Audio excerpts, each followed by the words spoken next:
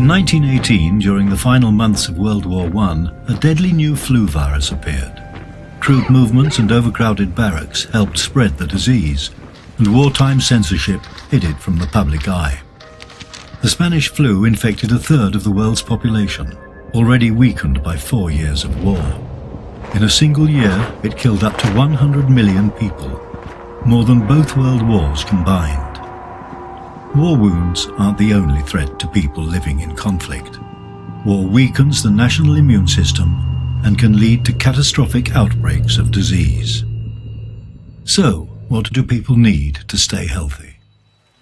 Clean water and enough food to eat, a safe place to live with working sanitation, a functioning health system with qualified medical staff and enough medical supplies. But what happens to these when war breaks out? When these systems falter, men, women and children are left exposed to deadly viruses and other diseases. After the 1994 genocide in Rwanda, over 1 million refugees fled across the border into the Democratic Republic of Congo. The refugee camps there were overcrowded and lacked shelter, clean water or proper sanitation. As a result, waterborne diseases spread swiftly.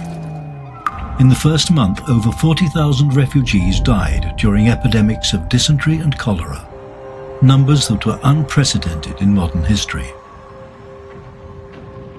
From 1989 to 2004, civil wars raged across West Africa. By 2013, in Liberia, Guinea and Sierra Leone, many health clinics had been damaged. For every 30,000 people, there was only one doctor. So when Ebola broke out in March 2014, health services were unprepared, understaffed and overwhelmed. Over 28,000 cases were reported and 11,000 people died. The largest and most deadly Ebola outbreak ever recorded. In Yemen, civil war has left the country in ruins. Blockades and fighting have caused soaring food and fuel prices. Many essential items doubled in price in just 3 years.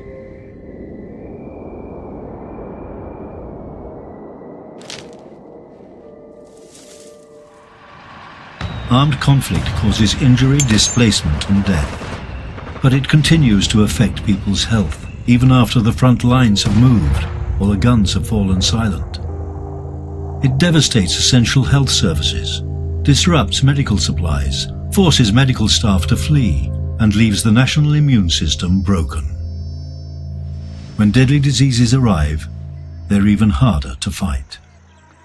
For people caught up in violence or its aftermath, it is more important than ever to have access to healthcare, shelter, sanitation and food, just to ensure they survive in the wake of war and can look to the future.